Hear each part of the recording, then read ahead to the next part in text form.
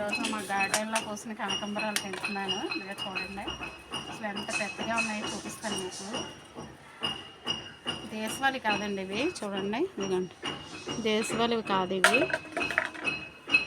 మద్రాస్ కనకాంబరం అంటారు కదా అవండి. చూడండి ఎంత బాగున్నాయో, చాలా పెద్దగా ఉంటాయండి పువ్వులు మాత్రం. ఇదిగోండి, ఉదయాన్నే తెంపకూడదు ఇవి, ఉదయాన్నే తెంపితే తెగిపోతాయి ఇవి తెగిపోతాయి. అందువల్ల ఇలా ఇప్పుడే తెంపుకోవాలి. ఇవి చలికాలం కదా, ఎండాకాలంలో అయితే ఎప్పుడైనా తెంపేయచ్చు, చలికాలంలో మాత్రం కొంచెం ఎండ తగ్గలాగా తెంపితే మనకి ఈజీగా వస్తాయి ఇవి.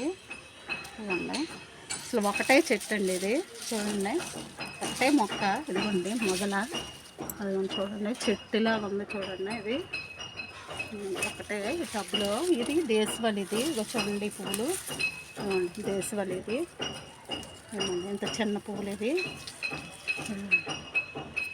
ఇది దేశవాళీ. ఇవి ఏమో మద్రాస్ కనకాంబరం అంటారు కదా అవే.